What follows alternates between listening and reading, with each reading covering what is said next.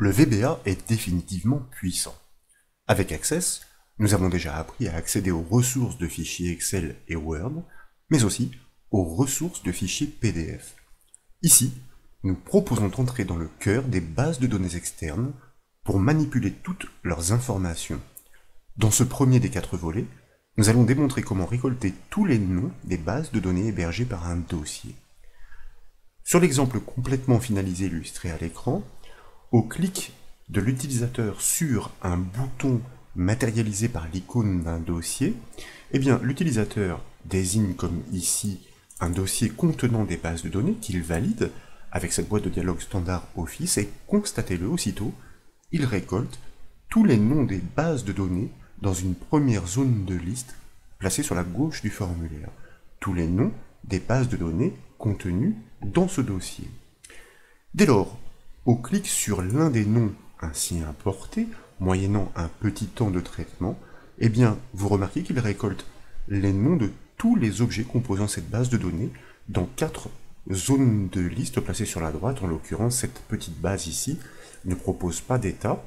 Vous voyez que celle-ci, en revanche, propose des tables, des formulaires, des requêtes et un état. Et donc, par voie de conséquence, dans cette application que nous proposerons de finaliser, lorsque l'utilisateur clique ensuite sur l'une des tables ainsi récoltées depuis la base de données externe, vous remarquez que dans une zone de texte enrichie, ce sont tous les enregistrements de cette table qui sont importés. Nous sommes donc en capacité d'accéder à toutes les ressources des bases de données externes. Pour développer ces techniques VBA Access, nous suggérons d'appuyer l'étude sur une base de données hébergeant ce formulaire avec ses zones de liste prêtes à réceptionner les informations externes. Et comme toujours, cette base de données est offerte au téléchargement depuis le site bombache.fr. Une fois que vous l'aurez ouverte, je vous invite depuis le volet de navigation à double-cliquer sur le formulaire nommé F-Parcourir afin de l'exécuter.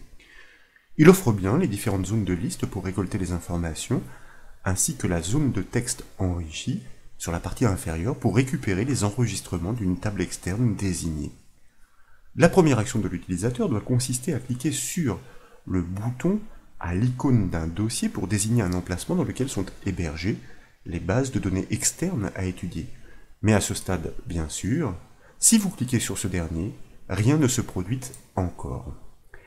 À gauche du ruban Accueil, je vous invite à cliquer sur la flèche du bouton Affichage pour choisir dans les propositions le mode Création. Maintenant, si vous sélectionnez tour à tour les contrôles et que vous consultez la feuille de propriété sur la droite de l'écran général, vous constatez que les zones de liste sont respectivement nommées les bases, les tables, les formulaires et les requêtes. Et ensuite, il y en a une, puisque effectivement l'affichage ne le permet pas, une autre, voulais-je dire, donc qui se nomme les états. De même, vous apprenez que la zone de texte enrichie se nomme les enregistrements. Il s'agit de noms explicites et puis qui sont tout à fait dédiés effectivement au contenu qu'elles doivent porter. Et c'est fort naturellement par ces noms que nous piloterons ces contrôles en VBA Access de manière à les enrichir des informations externes. Pour débuter, nous avons besoin d'un jeu de variables. Nous devons déclencher une boîte de dialogue permettant de désigner un dossier dans lequel sont stockées des bases de données à analyser. Nous avons besoin de même de mémoriser ce chemin et grâce à lui, nous devons piloter des objets capables de manipuler les fichiers et dossiers du disque. Mais avant tout, et sachez-le, une référence est nécessaire pour piloter les boîtes de dialogue standard d'Office. Sur le formulaire en conception, je vous propose maintenant de cliquer sur le bouton à l'icône du dossier pour le sélectionner, dès lors de cliquer sur l'onglet événement de sa feuille de propriété, de manière à pouvoir ensuite cliquer sur le petit bouton associé à son événement au clic, afin de choisir le générateur de code que nous validons avec le bouton OK dans la boîte de dialogue qui s'invite. Nous basculons ainsi dans l'éditeur VBA Access entre les bornes de la procédure événementielle parcourir, clic. Son code VBA se déclenchera au clic sur ce petit bouton à l'icône du dossier. Maintenant, en haut de l'éditeur, je vous invite à cliquer sur le menu Outils pour choisir ensuite la rubrique Références. Et comme vous pouvez le constater, il y a une librairie parmi d'autres qui est cochée, qui se nomme Microsoft Office 16.0 Object Library.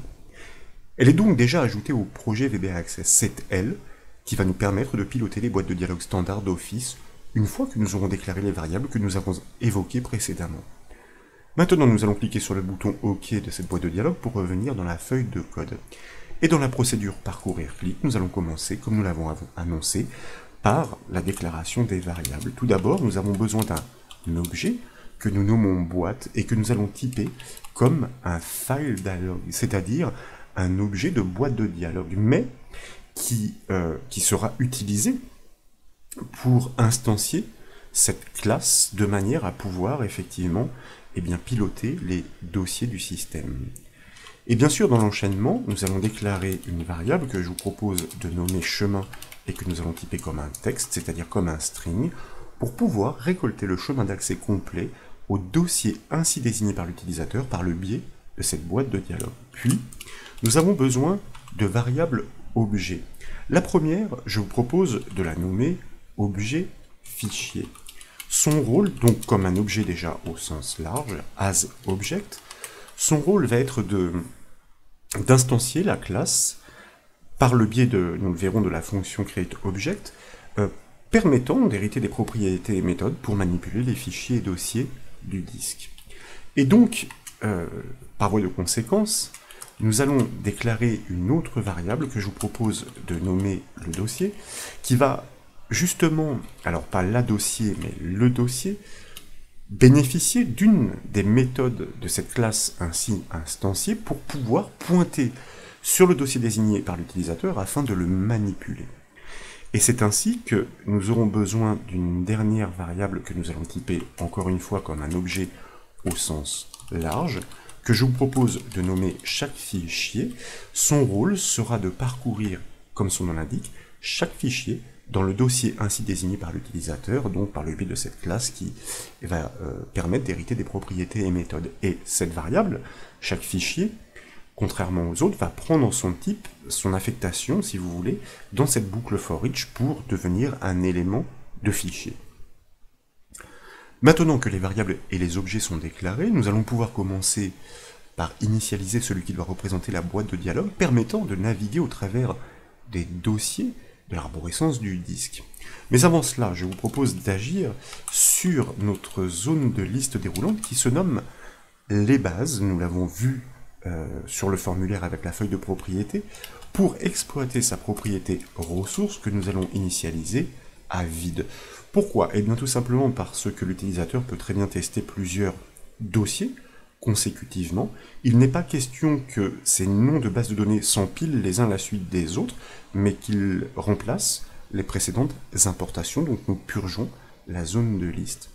Et nous devons maintenant initialiser notre objet boîte, donc mot-clé 7, sur, de manière à instancier, si vous voulez, cette classe qui permet de piloter ces boîtes de dialogue standard Office. Nous en avons l'habitude désormais. Notre objet application propose une propriété qui se nomme file dialog, à laquelle il faut passer une valeur permettant d'indiquer si nous souhaitons une boîte de dialogue pour ouvrir, pour sauvegarder, pour manipuler les fichiers ou encore les dossiers. Dans notre cas, nous souhaitons pointer sur un dossier précis. Il s'agit donc de l'argument MSO file dialog folder picker que nous validons grâce à IntelliSense. Dans l'enchaînement, notre objet boîte, nous l'avons dit, a hérité des propriétés et méthodes pour piloter ces boîtes de dialogue. Pour preuve, vous voyez que IntelliSense se déclenche, propose la méthode show, que nous encapsulons dans une instruction conditionnelle, show tout simplement parce que nous affichons cette boîte de dialogue, et donc à partir du moment où cette boîte effectivement est visible, en retour, c'est-à-dire lorsque l'utilisateur va la valider, nous souhaitons récolter le chemin d'accès complet au fichier ainsi désigné dans notre variable chemin, que nous avons déclaré à cet effet, et pour cela, notre objet boîte propose une collection qui se nomme Selected Items, qui représente par défaut tous les dossiers désignés par l'utilisateur par le biais de cette boîte de dialogue. Mais jusqu'alors, nous n'avons paramétré aucun attribut permettant d'accorder à l'utilisateur de sélectionner plusieurs dossiers. Nous savons donc qu'il n'y en a qu'un seul qui est sélectionné, et il est forcément placé en première position, indice 1, que nous passons donc en argument de cette collection. Et avant de poursuivre le traitement, nous allons engager une nouvelle instruction conditionnelle pour nous assurer que le chemin d'accès eh bien, n'est pas vide. Pourquoi? Tout simplement parce que l'utilisateur peut tout à fait cliquer sur le bouton annuler, auquel cas le chemin retourné est vide. Donc si chemin, alors j'ai fait une petite erreur au clavier, si bien que il y a des petits fragments qui se sont insérés. Si le chemin donc n'est pas vide, différent de guillemets, à ce moment-là, nous consentons à poursuivre le traitement. Et je vous propose ici de faire une petite halte pour tester notre développement à ce stade avec un MSGbox, c'est-à-dire une boîte de dialogue qui va nous restituer le chemin d'accès au dossier ainsi désigné.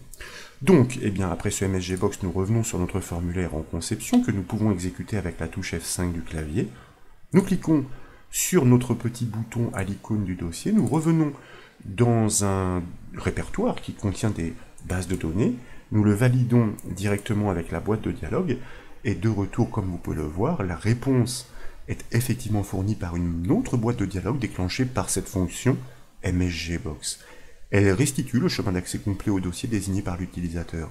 C'est ce chemin que nous devons exploiter pour pointer sur le répertoire à piloter et à parcourir par le code VBA pour restituer tous les noms de fichiers des bases de données dans la zone de liste qui est nommée, rappelons-le, les bases. Donc nous allons valider cette boîte de dialogue en cliquant sur le bouton OK pour pouvoir poursuivre. La deuxième instantiation doit désormais intervenir dans la branche de l'instruction conditionnelle. En effet, nous avons choisi de vérifier que l'utilisateur n'avait pas cliqué sur le bouton annuler et donc qu'il avait bien désigné un dossier.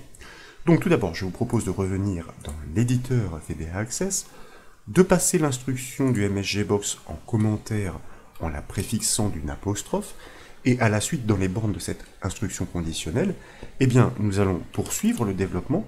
Tout d'abord, je vous propose de régler la zone qui se nomme accès, que je n'ai pas encore mentionné, mais je vais vous expliquer sa valeur, donc son contenu, propriété value, sur le chemin ainsi restitué. En effet, si vous revenez sur le formulaire en mode conception, eh bien, remarquez qu'il y a deux petites zones de texte dans la partie supérieure, qui sont masquées, qui se nomment respectivement accès et l'ABDD.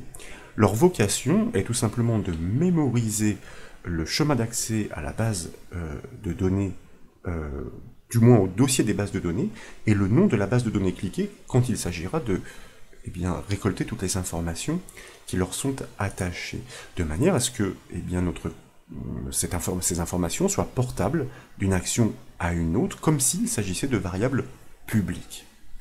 Ensuite, il est temps d'instancier la classe permettant de manipuler les fichiers du système, donc forcément, puisqu'il s'agit d'une classe instanciée, nous exploitons notre mot-clé set, et cette fois-ci, sur notre variable objet qui se nomme objet fichier, nous l'avons annoncé grâce à la fameuse fonction VBA create object, qui permet d'instancier des classes. Ces classes diffèrent selon l'argument qui lui est passé, et en l'occurrence celui qui nous intéresse ici se nomme scripting.filesystemObject. Et nous pouvons donc valider ainsi notre instanciation. Alors comme forcément un licence ne se déclenche pas dans ces conditions, je m'assure que je n'ai pas fait de faute de frappe. Scripting, file, system, object, tout semble en ordre. Et dès lors, par voie de conséquence, une fois de plus, notre variable objet fichier est hérité des propriétés et méthodes pour manipuler ces fichiers et dossiers. Pour preuve, grâce à lui, nous allons maintenant pouvoir initialiser notre variable le dossier dont la vocation est de pointer sur le dossier spécifié par l'utilisateur. Donc, nous exploitons notre variable objet fichier fraîchement initialisée, alors pas égale bien sûr, mais avec sa méthode qui se nomme getFolder, qui permet tout simplement, je vais essayer de ne pas me mélanger les pinceaux lorsque j'appelle les noms de méthode, getFolder, qui est une méthode qui requiert un paramètre. Ce paramètre est tout simplement le chemin d'accès au dossier ainsi désigné par l'utilisateur et à piloter par le biais de notre variable le dossier. C'est cet objet qui va maintenant offrir une propriété héritée, ou plutôt une collection, permettant de désigner tous les fichiers du dossier ainsi choisis. Et c'est ainsi que, doit entrer en action une boucle for each pour les passer en revue tour à tour. Pour cela, nous devons utiliser l'objet chaque fichier, le dernier des objets, que nous avons déclaré à cet effet. Donc, à la suite de l'instruction conditionnelle, nous initialisons notre boucle for each sur notre variable chaque fichier de manière à parcourir in tous les fichiers du dossier. Et pour cela, notre variable le dossier propose désormais une collection, nous l'avons dit, qui se nomme files. Files qui retourne l'ensemble des fichiers contenus dans le dossier ainsi désigné. Et grâce à cette boucle for each, nous allons pouvoir tous les parcourir. Et n'oublions pas, bien sûr, de boucler notre boucle for each avant de l'implémenter next chaque fichier. Dans ce dossier, il peut y avoir n'importe quel type de fichier. Or, seules les bases de données nous intéressent. Nous proposons par le biais d'une instruction conditionnelle de tester leur extension .accdb, donc sur les 6 derniers caractères, grâce à la fonction write, qui permet de prélever un fragment de texte sur une chaîne par la droite, c'est-à-dire par la fin. Donc, sur le nom du fichier en cours d'analyse par notre boucle for each, propriété name, sur les 6 derniers caractères que nous passons en deuxième argument de notre fonction write, est-ce que ces 6 derniers caractères équivalent bien à l'extension .accdb, entre guillemets, cela va de soi. À ce moment-là, nous fermons bien la parenthèse déjà de notre condition, then, nous n'oublions pas de borner notre instruction conditionnelle ndif, et bien à ce moment-là, nous devons simplement ajouter chaque nom de fichier dans la zone de liste qui se nomme les bases. Donc nous appelons notre contrôle par son nom, qui offre une méthode qui se nomme addItem, qui parle d'elle-même, elle permet d'ajouter un nouvel élément, ainsi à chaque passage dans la boucle, dans la mesure où le test est vérifié, qu'il s'agit bien d'une base de données, nous ajoutons le nom de la base de données à la suite dans l'énumération. Pour finir, et comme vous le savez, à l'issue du traitement, nous devons décharger les objets qui ne sont plus utilisés afin de libérer les ressources. Ce que nous faisons donc, eh bien ma foi, après l'instruction conditionnelle, grâce au mot-clé set, nous allons d'abord initialiser notre objet boîte à nothing pour le détruire tout simplement, le vider de la mémoire, et nous allons faire de même avec les autres objets. Il y a notre objet chaque fichier, il y a notre objet objet fichier. Bon, je pourrais faire des copier-coller, ça irait plus vite, mais dans le laps de temps, cela me permet de commenter les actions que nous entreprenons. Alors par contre, effectivement, il faut éviter de faire des fautes de frappe. Nous avons donc détruit tous nos objets. Nous pouvons enregistrer les modifications, car il ne nous reste plus qu'à tester le code, qui, rappelons-le, n'est qu'une étape de l'application finale. Dès lors, donc, nous basculons sur notre formulaire. Je vous propose de cliquer sur le petit bouton à l'icône du dossier, de désigner effectivement un répertoire contenant des bases de données, et comme vous pouvez le voir de retour sur le formulaire, eh bien la zone de liste rend effectivement compte de toutes les bases de données figurant dans le dossier choisi par l'utilisateur. Dans le prochain volet, nous exploiterons ces travaux préliminaires. Il sera question d'être en mesure de questionner la base de données cliquée par l'utilisateur dans cette première zone de liste pour restituer toutes les tables et requêtes, donc qu'elle renferme dans 2 autres zones de liste qui sont prévues à cet effet. Voyez-vous, en l'occurrence la première ici et la 3e. Vous en conviendrez, nous avons bâti pour récolter tous ces noms de bases de données externes un code VBA relativement simple. J'espère donc que cette nouvelle astuce vous a plu. Si c'est le cas, comme toujours, je compte sur vous pour mettre un petit j'aime à la vidéo, et comme vous le savez, vous pouvez retrouver toutes les astuces et formations sur le site bombache.fr. Je vous remercie.